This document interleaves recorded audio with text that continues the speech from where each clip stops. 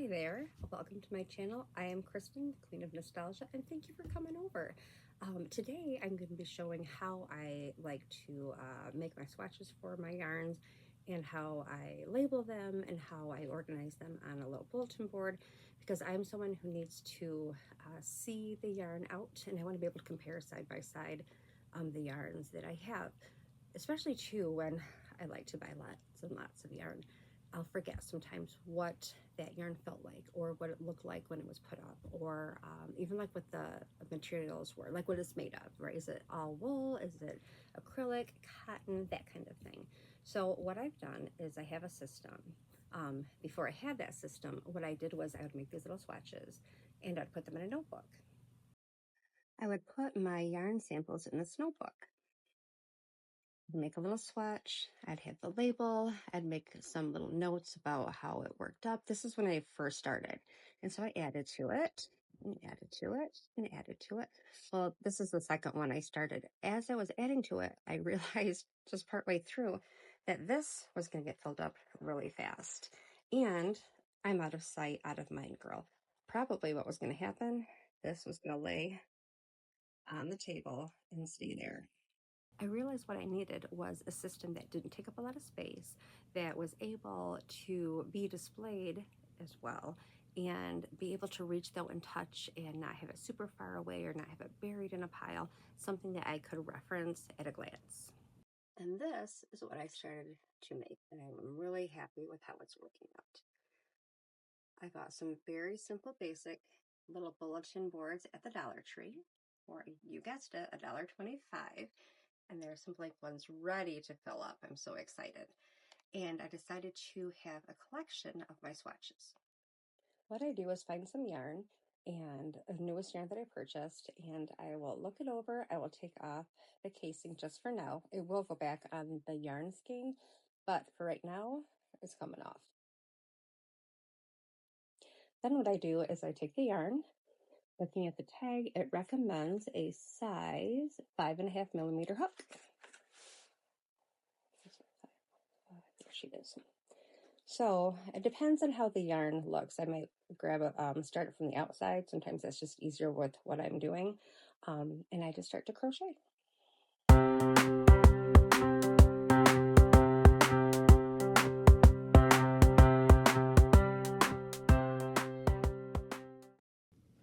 Depending on the yarn's weight, I can do anywhere from 10 up to 15. Sometimes I only get to 8 chains on the bulkier yarn.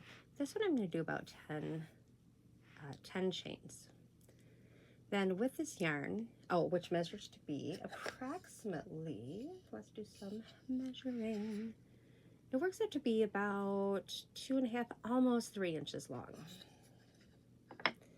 So then for my samples, I've started to be very consistent with how I work them, so that way I can compare the double chain, the double crochet and such like that. So first row, I do a half double.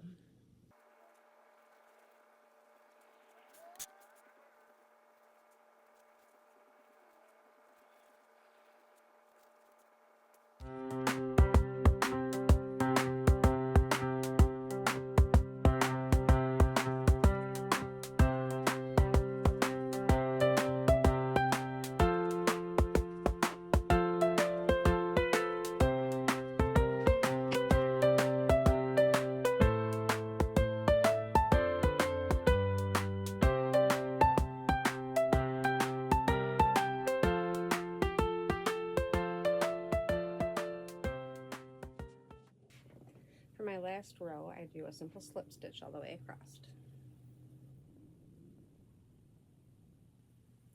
While I am doing my stitches, I try to take note of how the yarn feels in my hand, how easy it is to make the actual stitches, is the yarn splitty, how is it working up, that kind of thing. Because in a minute, I'm going to label this, and I'm going to put my first impressions of this yarn on there.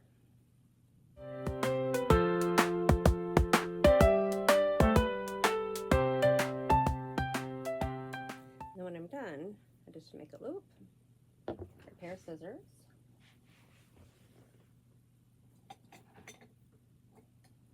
and snip it off. I don't leave a giant tail because I'm not working this into anything. I don't want to waste my yarn. So, little teeny tail, and pull it through. I think I worked an extra stitch in there somewhere. But anyway, it's good enough for this. Okay. Now what I'm going to do is take a simple white tag. I think I might have gotten these at the Dollar Tree. You could also hole punch your own. I have a little tag maker that I can punch. You could use scrap paper. You can do whatever you want. I like things to be a little more uniform and like them to look nice, so I just purchased a bunch of these for a pretty good deal. I grab my white tag, and then what I'm going to do after that is I'm going to put the information about the yarn on the tag. This is the formula, I guess, or the order of things that I do. I put the company of the yarn name, the color that it is, the fiber content, the weight, if it's listed, and then the hook millimeter size that I used. I often will sometimes make notes on the back side, what I thought of the yarn, if there was any pros, any cons, things that I liked, things that I didn't like, I'll put that on the back. Goodness, as I was making this video, I was counting my stitches at the end, and I had 10, and I should have had 10, I should have had 9. So I somehow added a stitch in there, so because I want it to look nice, I'm going to do a quick redo of it because I just can't have it. Plus, I'm trying to show you guys what it should look like when it's all done. So, just a second. So embarrassed.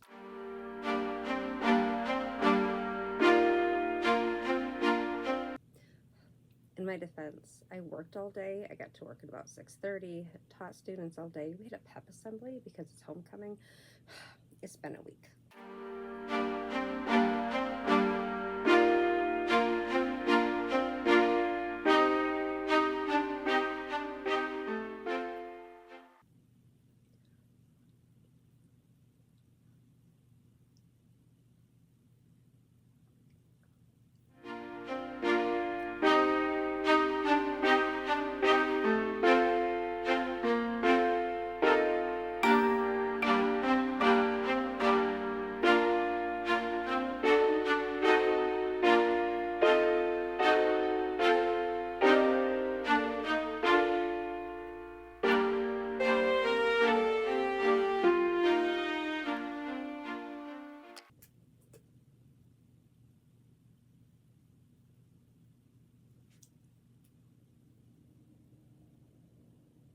Okay, I think I'm... Did my cat get in here? Hold on. My sweet boy Ash, he's a beautiful gray kitty, he did get in here, and he had been sleeping in a box over there until he turned over. I was going to let him stay, but I'm trying to record, so I don't want to mess stuff up. So Buddy had to go out, but he will get to come back when I'm done. Anyway, so I take my blank tag, and... pen. Alright, so the first thing I do is I put the company name, and this is, it's a Hobby Lobby yarn.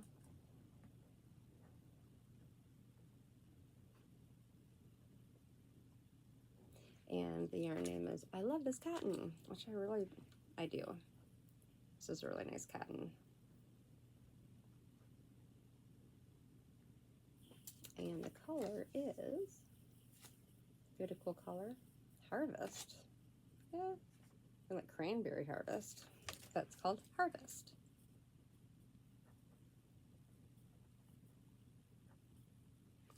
And the next thing I need to put is the fiber content. So this one should be 100% cotton.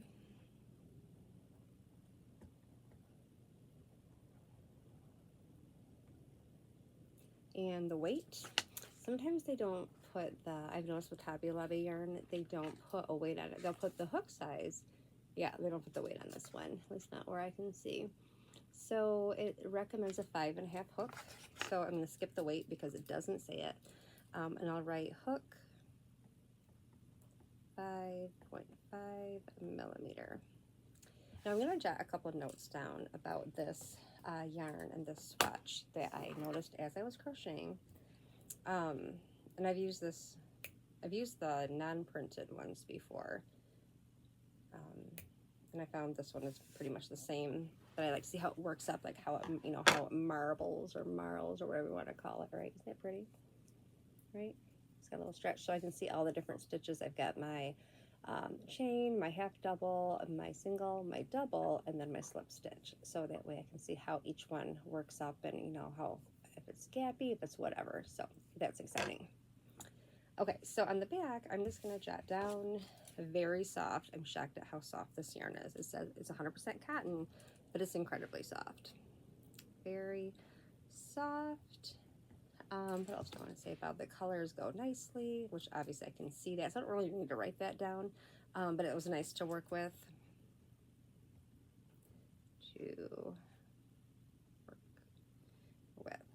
I kind of know that already, but it's good to jot it down, especially when you have so much yarn. You're like, is this the one that I liked, or did I hate this one? If there are problems, so that's usually what I'll put on there right away. Like if it's splitty, or if it feels rough on the hands, or if it's difficult to see the stitches, that kind of thing. So now that I have my tag, which is probably backwards for you, sorry, I'm going to take this guy and a stitch, little stitch label, little label guy, and oh, I put them over here. So organized. Okay. I said like a little tin. I put my bulletin board, little clear bulletin board, what are they called? I'm so tired. I work at a school and I can't think. Pegs with sticks to go into a bulletin board. Thumbtack? No, not thumbtacks. Doesn't matter. The things that stick into the wall. This is the very simple, very cost-friendly bulletin board. It's just, I mean, it's like just like paper, some of the squishy stuff, and some gray fabric. They also have pink. I think they had like a light blue. Probably other colors as too. I think they even had like honeycomb, like you know, hexagon-shaped ones. But they have a lot of different kinds. Anywho, I just use like the contact tape, the like the stuff you can pull off to not ruin your walls. I made the mistake of using the stuff that can ruin your walls first, and that's where my giant bulletin board of pictures and other things is, because I have to hide it because it looks like really bad. Anywho, so I take my board, and I like to put the yarn sample over the tag. So there we go, we're going to do that. And just find a little spot to slip through the tag itself, right? So I'm just going to put the little, whatever, I can't think of the thumbtack, but not. And I'm going to pin it to my book. Now I have several boards already put up on my wall. As you can see, I have room to add. I need to reorganize them a little bit. I haven't updated it in a while because, well, I haven't updated the board. I have a ton of little samples that I want to organize. Right now, as it is, I have the lighter weight yarns at the top, like the 3 weights and smaller. And I also try to put it by hook size, because as you know, some things will say it's a worsted weight, but it uses a larger hook size than another yarn that says it's also a worsted weight. So you know how that goes.